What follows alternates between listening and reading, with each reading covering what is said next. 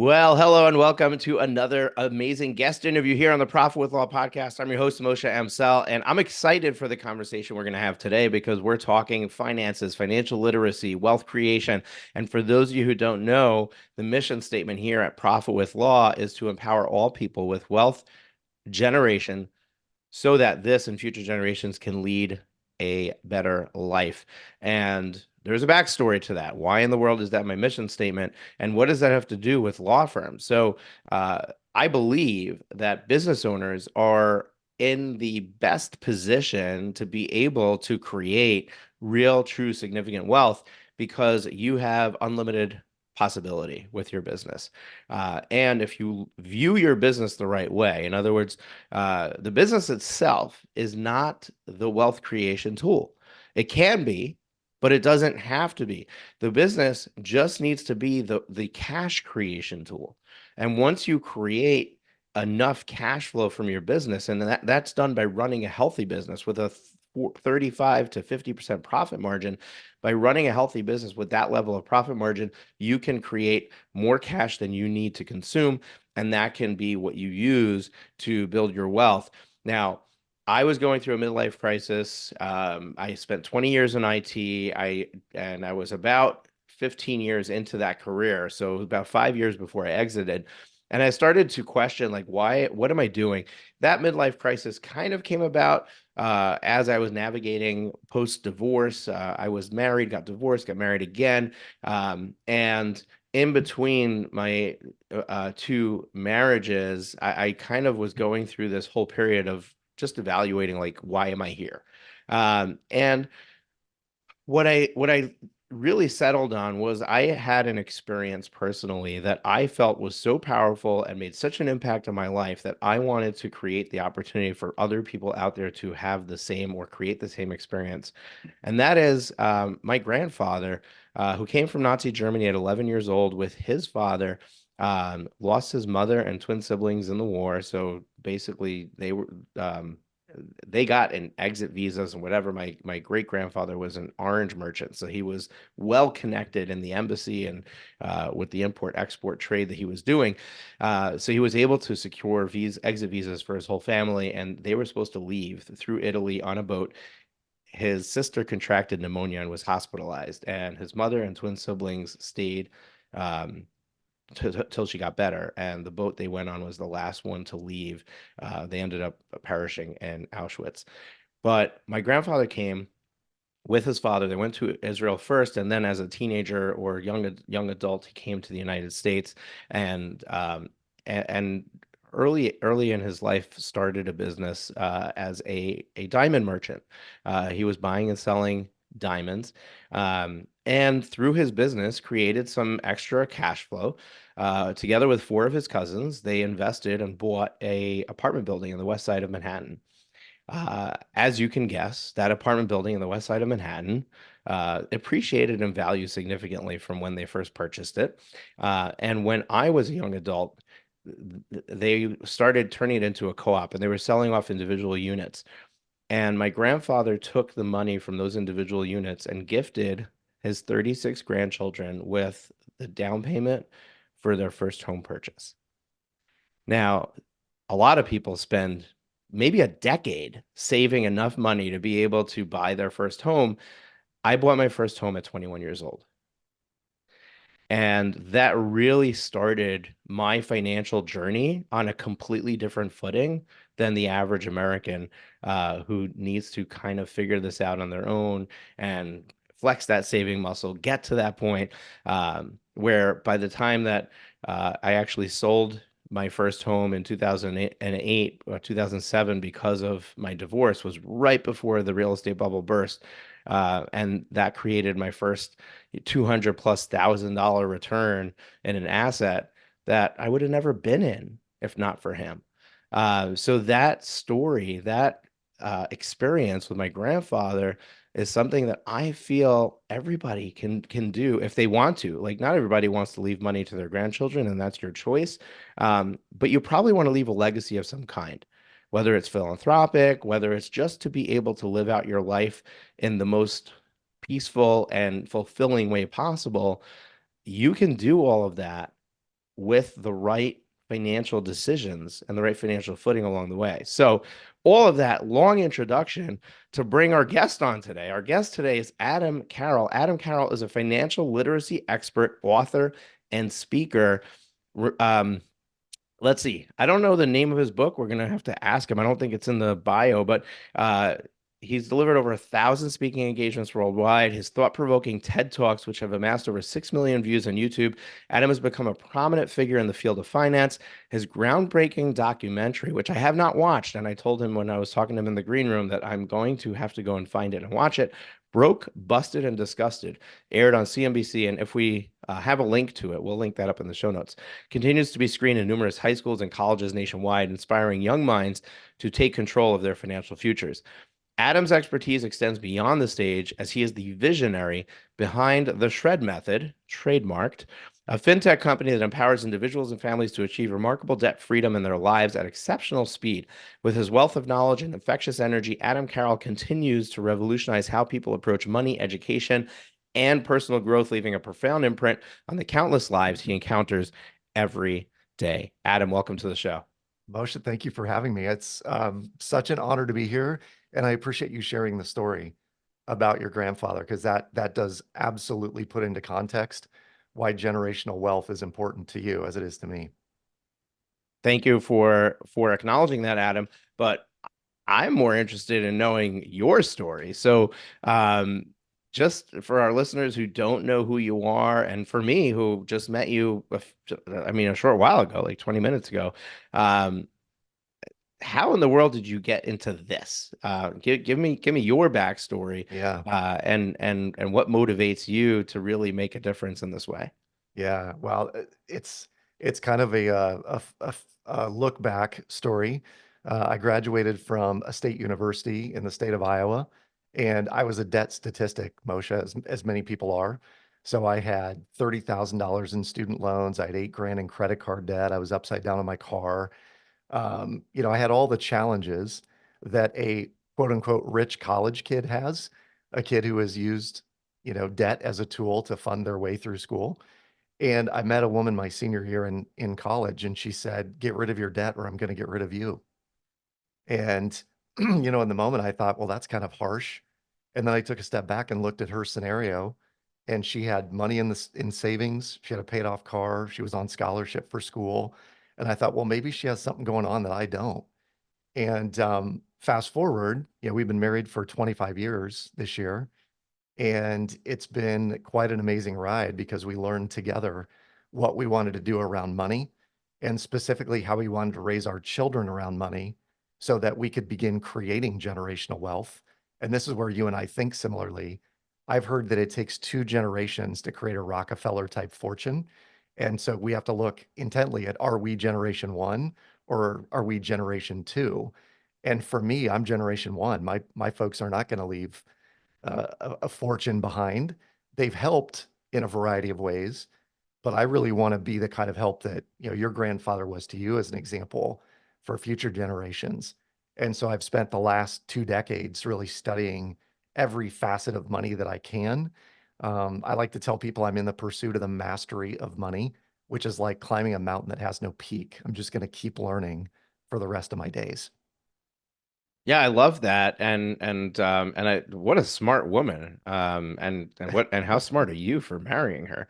Yeah, very, yeah, Pretty cool, pretty cool to have that experience in college, and so many people would be like, "What do you mean?" Yeah, okay, yeah, I guess we're done, right? yeah, And right. you chose a different path clearly, and you got rid of your debt, or you had started to attack it, and she said, "Okay, let's move on to the next stage."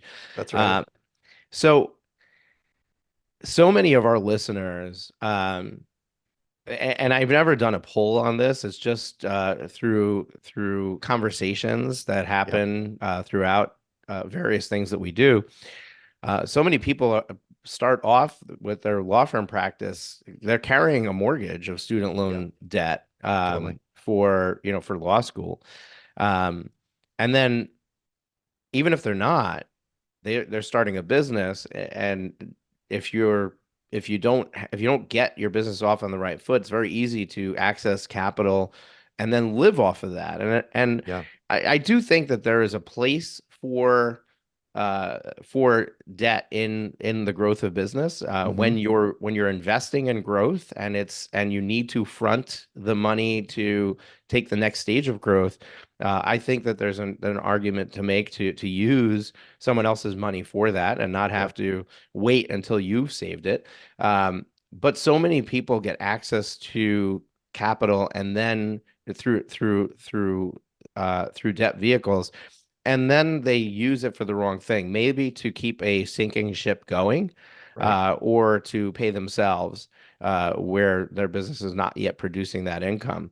Yep. And that really gets them into hot water and creates a situation where it's almost like you can't get out of it because Right.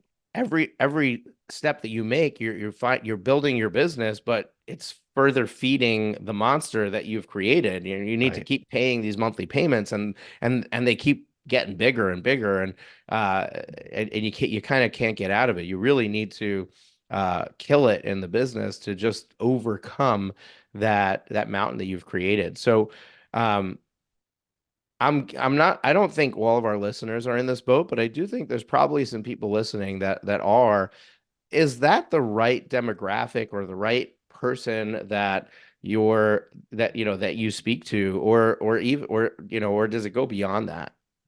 This is a great question because we've worked with folks that would be squarely in the box that you just described, where it feels like the business is kind of owning them. They don't own the business.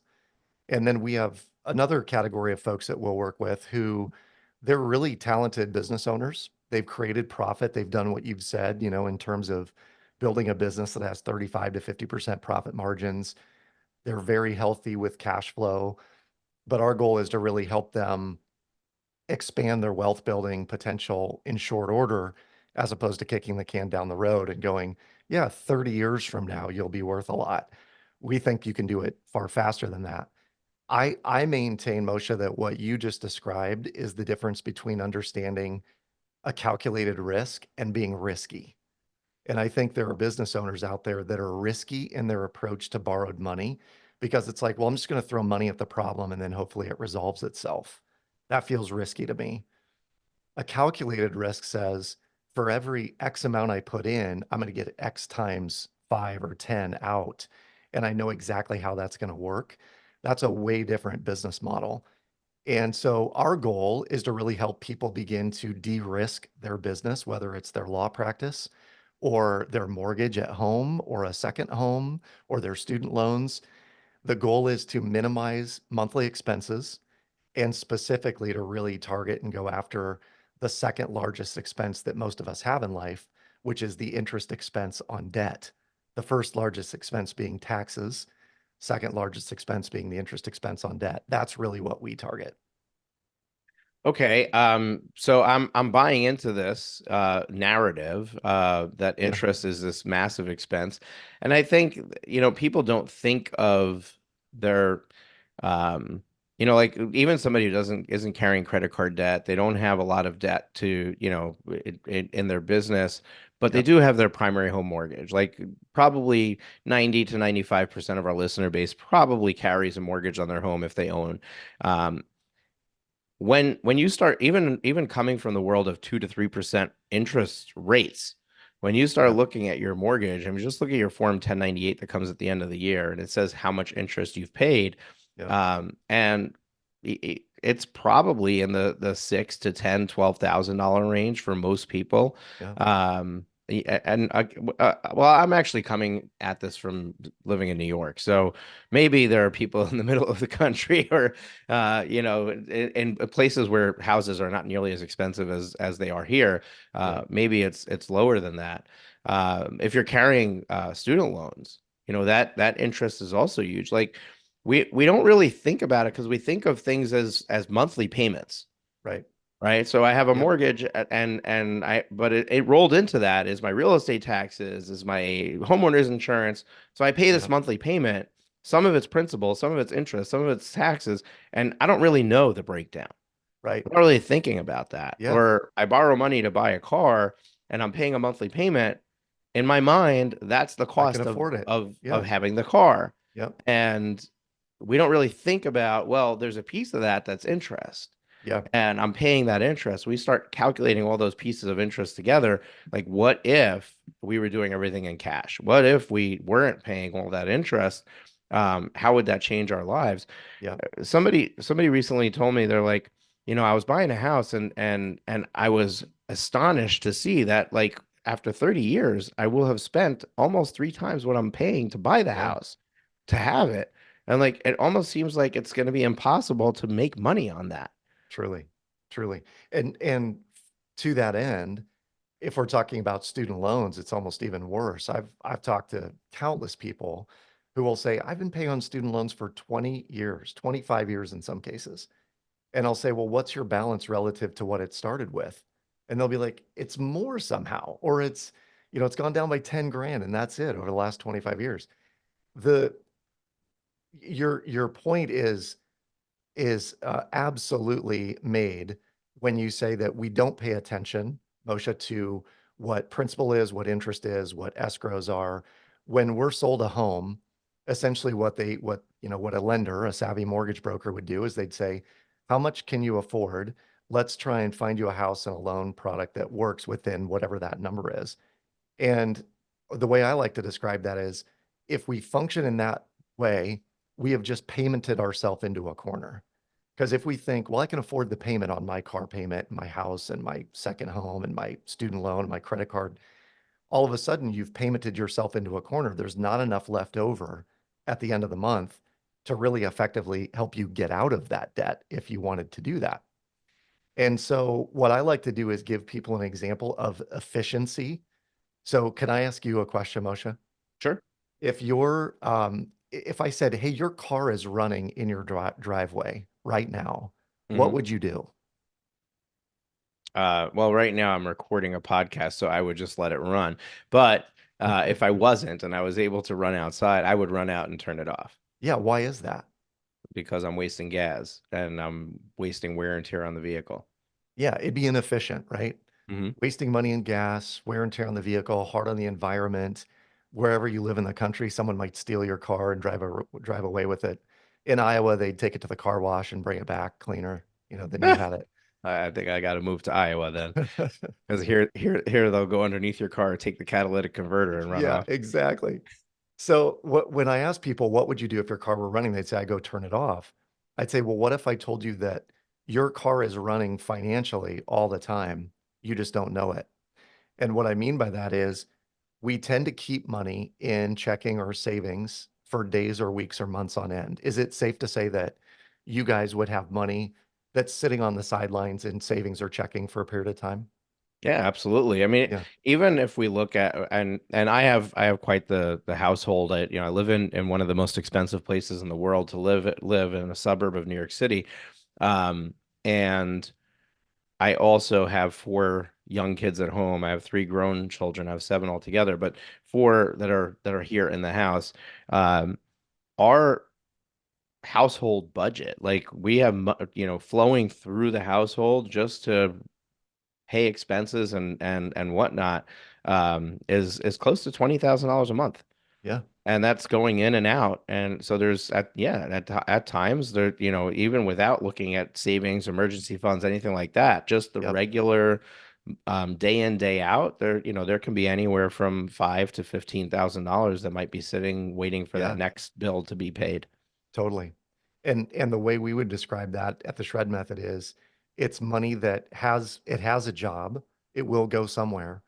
But while it's sitting there idling, you're actually probably paying amortized interest on a mortgage, a car, student loans, business debt, whatever it may be, right? And so what we do is we help through the power of software and algorithm that's written on this. We keep track of what's coming in, what's going out, how much the interest that we're paying on other debts are. And the system will tell you on a day by day, week by week basis, send this lump sum payment to your mortgage on this day. And by doing so, if you send a $5,000 one-time lump sum payment to your mortgage, it may shave off 12 months, maybe 10 months, could be a year or more of payments, which will end up saving you ostensibly could be $10, $15,000 in interest. And if we do that over and over and over again, what happens is most of our clients can be completely out of debt in 3 to 7 years, and they'll save tens, if not hundreds and hundreds of thousands of dollars in the process. Yeah, I don't know the accuracy of the exact timing of this, but I know that with a 30-year mortgage, if somebody takes one monthly payment Yep. and an extra monthly payment, so you pay 12 payments throughout the year. If you pay a 13th payment every year, like clockwork, towards Yep. principal, you'll shave 7 years off of that 30-year That's correct. mortgage. Yep. And it's wild, but and somebody was asking me like, how does that work the other day? And I Yeah. was trying to explain to them like every time you make a payment, your interest amount and your principal amount is not predetermined. Your payment amount is predetermined. Right. And therefore, if you owe less money, like if you've paid the principal down faster than expected, then you're going to be paying more towards principal in each payment because you're paying less in interest in each payment. Yep. So it kind of feeds off of itself. Every time that you take one step forward and get ahead, everything else you're doing is continuing to take That's right. additional steps forward in that process. Yep, you're exactly right. And we often find this situation where someone's sending a little bit extra every month, maybe an extra 200, 500, whatever they can swing. Or to your point, they're making one extra payment at the end of the year. And what we will say is you're doing the shred method light. Let's Hmm. do shred heavy. Let's show you exactly how this works because you're already doing some of what we're teaching people how to do. We just, it's almost like we're putting nitrous oxide in the gas tank to help people go faster and shred the debt faster. And it's just super fun. Going back to the original conversation about generational wealth, what really drives us is being able to help create freedom and flexibility for individuals and families. And when we're talking business owners, so if you're a law practice owner and there is either student loan debt or you've got an SBA loan for the commercial building you're in or what have you, we can show you how to blast that away in record time, creating an equity pool that then allows you to go transfer that wealth into something that generates money month after month after month, essentially building an asset and then repositioning some of that equity into another asset that you don't have to work for. And that ultimately for us is that's what financial freedom is all about.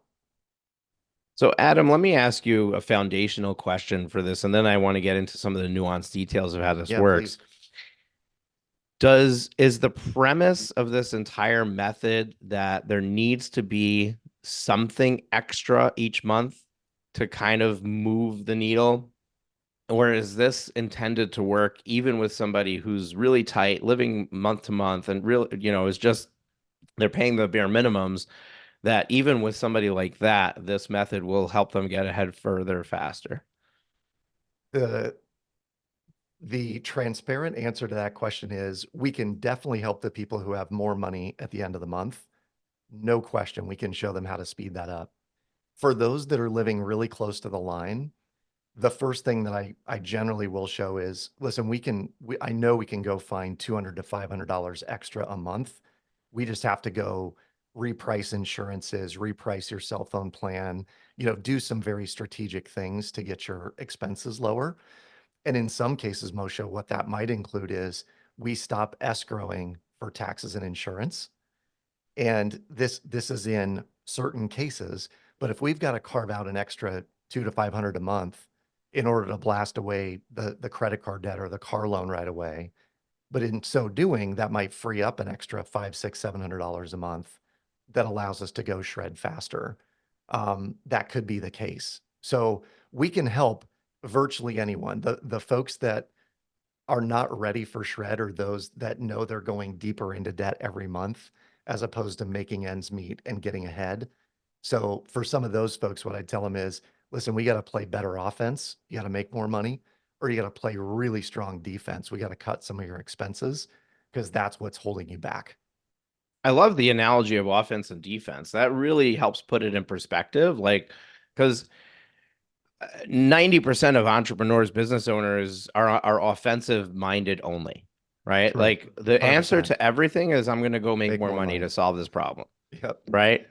And the reality is that when we try to go make more money, we're always spending more to make that happen. Right. So, oh, I'm gonna go and I'm gonna bring in five more clients a month, and that's gonna change this. How am I bringing in five more clients a month? Well, I'm gonna spend $5,000 a month in marketing to bring those five clients in. Well, now Yep. you've got marketing that maybe is not performing right away, or it's taking time to perform, and now you've created a deeper hole, and that just keeps going. It's just an ever evolving cycle Yep. if you're not careful and you're not well capitalized. Like Yep. I'm a big proponent for business owners of being willing to invest in the future version of your business Yep. at the rate that that future version would be spending. So Yep. people are afraid to hire an attorney because I'm not there yet. I don't have enough work to keep that attorney busy. But if you look 12 months down the road and you hire an attorney today, 12 months down the road, if your attorney's busy, then you can easily afford to pay for them. So Right. now we only need to close the gap of what it's going to cost until they're busy. Same thing with marketing, right? I need to get X amount of clients in. If I want to have $1 million law firm or I want to have a $10 million law firm, that's going to be, $83,000 a month in revenue or $830,000 a month in revenue. Yep. And in order to do that, I need to spend a certain amount of marketing at that level. Right. So in order to get to that level, you got to spend that amount of marketing now. So now there's that gap that we need to close, and it's that 3 month, 6 month, whatever the period is that you're spending more before it's coming in. You gotta have a way of having that capital. And the problem is that if you're already squeaking by, Yeah. that becomes an issue because now you're adding to the problem where you're kind of strangling yourself. So, as Totally. much as I'm a big proponent of being willing to use debt as a vehicle to make that growth move, you also have to be in a position where you can withstand that and you can take that debt on and it's not going to, kill you midstream. Because I mean that really like needing to stop something in the middle is going to be is the worst outcome Yeah. of any of that. And I there's this great diagram that a friend of mine put in a book that he just wrote, and it basically says when the water line is really high, right? The water line being your revenue for the business or your income personally. When the water line is really high, there are all sorts of things under the water line that you don't really pay attention to. Like I go out to eat a lot. My dry cleaning bill is high. I have some marital challenges around money. My wife spends a lot or my husband spends a lot. It could be, oh, wow, the kid's private school cost is high. So we don't really pay attention to that when the water line's high. But if the water line starts to get lower, you're like, ooh, we ate out too much last month. Or we can't afford the cleaning crew every week. We need to do that biweekly. And you start to make different decisions based on that. So one of the things that I like in the shred method too is getting very, very intentional about where you're spending money to create more efficiency. So it's almost like let's artificially lower the water line to see what's under the water line that's like, hey, that's a little high. You could probably shave $200, $500 a month out of what the going out to eat budget or the coffee budget or whatever it may be that you have, in the corporate environment and whatever you have in the personal environment. And in so doing, what we're able to do through the algorithm and the software is we can claw back in your example on the 1098, if someone's spending $12,000 a year in interest, we're seeing numbers more like 15, 20. I mean, the standard deduction on taxes is, I think, 26.9 for a Mhm. married couple. I've seen people that have 30, 40, $50,000 in interest that they're paying out by the time you factor their vehicle, credit cards, mortgage, et cetera, that if we could claw back even half of that, 20 grand of that, would that make a difference to you and your family if there were 20 grand more that you weren't putting out there, it was actually going to wealth building? Would it make a difference? And for most families, the answer is a resounding yes. Wow. I mean, the number is astonishing when you really think about it. Like you're paying an interest more than some people are earning in their annual salary. And Yeah. you might you I mean some people might say, okay, like my income is high enough that that doesn't bother me. Yep. But a lot of people are not, like that would make a difference. Like for Yeah. a lot of people that, and honestly, like if we say, hey, $20,000, would that make a difference? When you're looking at it from your lifestyle, if you're comfortable, it's not going to make a difference in your Yeah. lifestyle. But when you Right. look at it from the lens of wealth creation, do you know what you could do with $20,000 a year? I mean, you can literally buy a a small, uh, 2 to 4 family rental property with Yep. $20,000 in, one of the middle country state, one of the middle, mid country states. Yep. Um, and you do that every year. After 10 years, you essentially don't have to work anymore. Right. That's And exactly it's right. just it's crazy. Like people don't think that way. um and we just go through life with this. This is the cost of doing business, this is the cost of living. Yeah. And we're such a debt-minded society in the way that we operate, that we're clueless to how much we're spending. So let me ask you this. So my understanding is that the premise of this is you get some sort of line of credit that you're running your operations through, and then Mhm. you have this piece of software layered on top of it that knows your entire financial picture and basically is telling you pay this, pay that, pay the other, right? Yep. You mentioned that for some people, if they're really tight, they might have to go and reevaluate their cell phone bill or check see if they're getting the best deal on insurance, stuff like that. Yep. Is that something the software recommends also, or how do they figure that piece out? Yeah, great question, Moshe.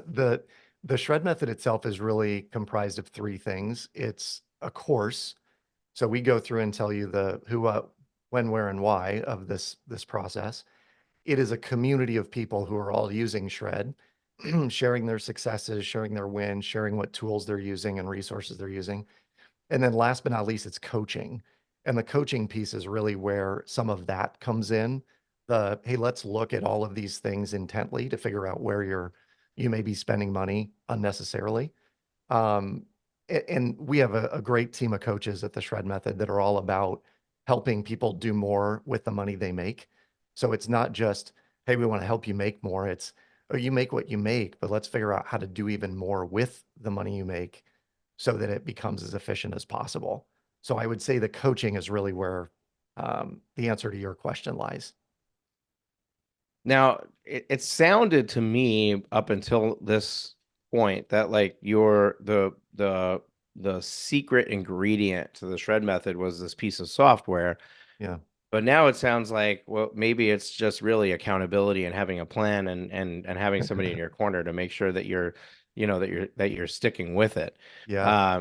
And maybe it's the combination of the two.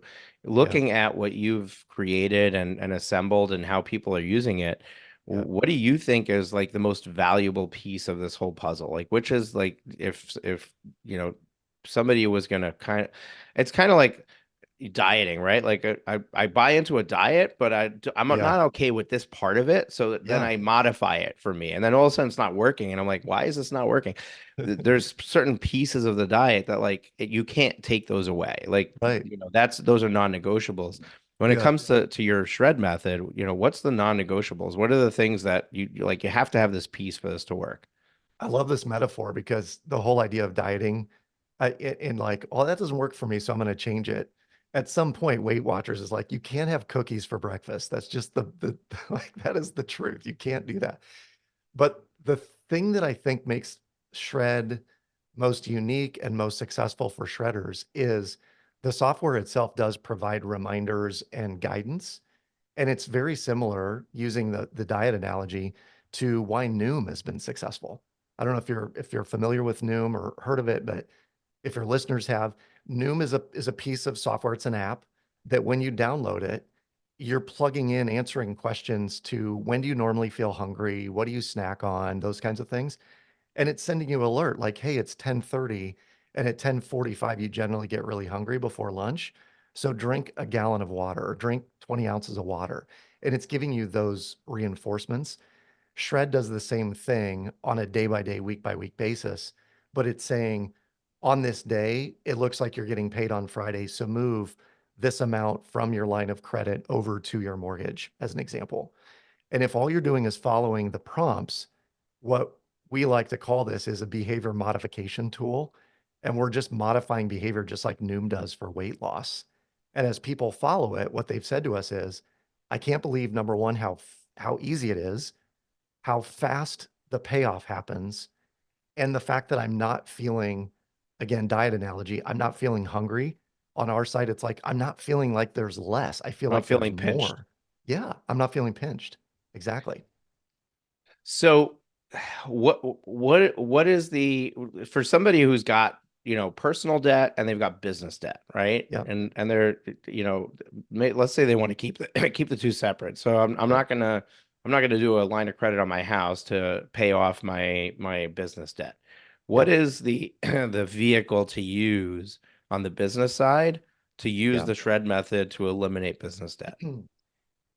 There are, I can't even venture a guess how many businesses out there that have a business line of credit Hmm. that's been sitting there with nothing on it for years.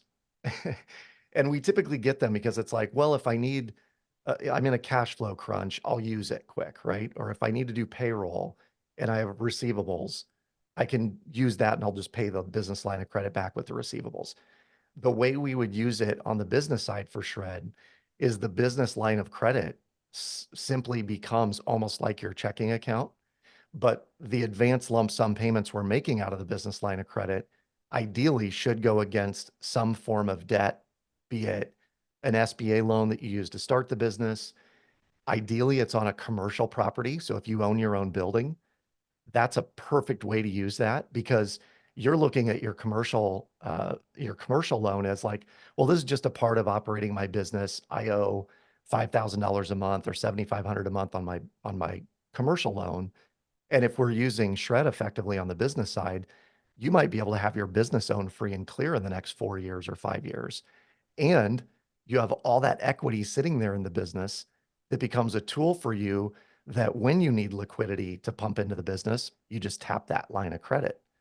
And so there's a mindset shift that has to happen, Moshe, around, either our primary residence being just like, well, it's a cost of operation, or our commercial loan is just rent that I pay, to that's an asset. And that asset, if we're building equity in the asset quickly, can actually become a liquidity pool for our business or for future investments that can allow us to create long-term generational wealth. And we can do it far faster than what we might imagine.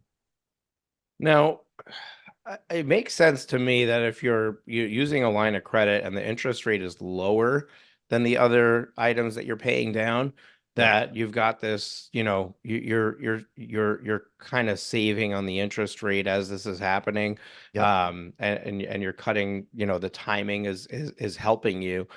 Sure. What if the interest rate on that line of credit is greater? I mean, a lot of people have like a SBA EIDL loan that's at three and a Yep. quarter percent. Yep. Or, they've got a mortgage on their commercial property that they got when mortgages were much lower. And now they're, Yep. that's, a 4% loan. Yep.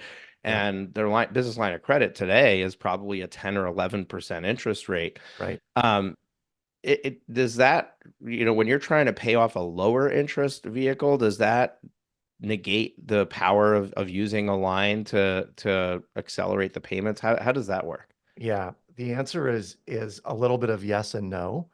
And what it depends on is how far into the payoff process are you on that particular debt? So the example that I like to give that I think people can visualize is if you've seen the waterfall example of an amortization table. So it looks like just a long arced line from what you owe down to zero, but it's over a 30-year time period. If you set a traffic light over that amortization example, the first 10 years are red light. The majority of your payment's going to interest. It's not going to principal. The second 10 years are yellow. More is going to interest than to principal, but we're gaining on it. And in the last 10 years, the majority of your payments are going to principal. And so if you're in the first 10 years of your payback, even if your business line of credit is at 8.5, 9, 10%, and your mortgage is at 3.25, or the idle loan is at three and three and three quarters, we're still going to change the effective APR of that debt and swing it lower, considerably lower, even if the business line of credit interest rate is higher than what your amortized debt is. And the reason for that is we're only borrowing in short bursts of time, and you're paying interest, you're paying simple interest on whatever the balance of that loan is, right? So we might be borrowing 5 grand at 8 or 9%, but we're only borrowing it for 6 days or 7 days or 10 days before money is dropped in and it's paid down to zero. So the the analogy I like to give people is if I were to loan you $100 and I were going to charge you 5% simple interest, so you're going to pay me $5 in interest to borrow 100, but applying it correctly meant you would save 2,000. Would you do that? Would you take that deal? Yeah. Yeah, every day, right? And Hmm. when you do that month after month after month, the cost is minimal, the savings is maximized, and your money is efficient. That in essence is what we're doing. We just do it over and over and over again. Very interesting. Adam, we're out, unfortunately out of time, and there's certainly more to dive in here, and I'm sure that people can get more information if they were to check out the shred method and various resources that you have. When I close out the show, I give my guests an opportunity to share that, and also leave our listeners with a parting piece of advice or wisdom. So if you don't Yeah. mind, share with us a parting piece of advice and wisdom with our listeners, and also how can they check this out, take the next step with you, learn more about it. What is the right place that we can send them if this is something that's going to be beneficial for them? Yeah. And I might do these in reverse order, Moshe. So I'll No give problem. where to go. I'll give my final tidbit, and then I'd love to offer a freebie to your audience as well. Sure. So the place to go, if any of this is intriguing to you, theshredmethod.com is our website. And first and foremost, we're an education company. So we want to teach people when you come to the site, there's a 30-minute masterclass you can take. We're more than willing to do a 20-minute call with folks just to run your numbers and show you what's possible. And then we have a savings calculator that if you don't want to talk to anybody and you don't want to spend 30 minutes, plug your rough numbers in and it'll calculate how fast you could be out of debt and how much you would save in interest by not spending that amount in interest. So theshredmethod.com is the place to go. The parting wisdom, this was told to me years ago, and I can't remember who shared it, but it was so profound. I wrote it down. I put it on a poster. It's in my office here. And the piece of wisdom that I was given was our lives are perfectly engineered for the results we're currently getting. And you could plug anything into lives. It could be our marriage is perfectly engineered for the results we're currently getting. Our relationship with our children is perfectly engineered. Our finances are perfectly engineered. Our business is perfectly engineered for the results we're currently getting. And if we want to have different results, we simply have to re-engineer how things are done in order to get different results. And so what we do is really help people do that, to re-engineer, because I think by and large, most of us want more in 2024 than we had in 2023. But to get more, we have to re-engineer how we're doing things in order to do that. Um, my final, the freebie I want to give out is you mentioned the documentary on student loan debt. And I want to make sure everyone that's listening to this, if you are interested in seeing this, if you want to share it with your children, it's great for like teens and preteens to understand the cost and repercussions of college debt. But go to brokebustedisgusted.com. And if you use the code SHARE, all in capital letters, SHARE, that will give you a free download of the doc, and you can watch it, share it with your family and friends. My goal is to get that message out there as to as many people as possible. So I just appreciate you giving me the platform to do so, Moshe. Awesome. And Adam, this was a great conversation. Really appreciate you being here. Folks, if this is your first time listening to the Profit with Law podcast and you really enjoyed what you heard here, we have over 400 episodes for you to binge on. with a ton of amazing, great content. Some of it is just me behind the microphone, but most is just is amazing people like Adam coming and sharing their pearls of wisdom with you. Really, I mean, you can walk away from each episode with a list of actionable items that are really going to move the needle for you in your business, your life, your financial well-being. And that's what we do here. And really it's all around trying to help you create a life of fulfillment, a life of generational wealth that you're creating to really change the family tree. Like you have the power and the ability to impact future generations in a way that, you know, you will not be forgotten because of what you've made possible for them. And that might not motivate everybody here, but a lot of you, it will speak to you. And the cost of not doing something right now is giving up on that possibility. If you just stay the status quo and stay a slave to your current situation, you're not going to be able to be that person who leaves that massive wealth to the next generation when they go. And also like just your quality of life. I mean, who wants to be beholden to debt? I just had a conversation with a client recently. And he has a mortgage on his home. He's got the ability to pay it off. And he said, well, maybe it makes more sense to, keep it and invest in this thing and that thing. And I said, no, no, no, pay it off. Own your home. Know what it, I mean, and he was, mortgage free and took a mortgage out to do an expansion, a renovation, whatever it was. Like, you know what it felt like to not owe a payment on your home. Pay that off. There'll be plenty of money that we're going to create that you'll be able to invest. Get out of debt, eliminate it, and that will give you so much more fuel to be able to invest and grow. Really love this conversation, Adam. Thank you for being here, folks. We will see you next week. We're here every single week. Would love it if you took a moment and left us a rating and review. And we'll catch you on the next episode. Take care.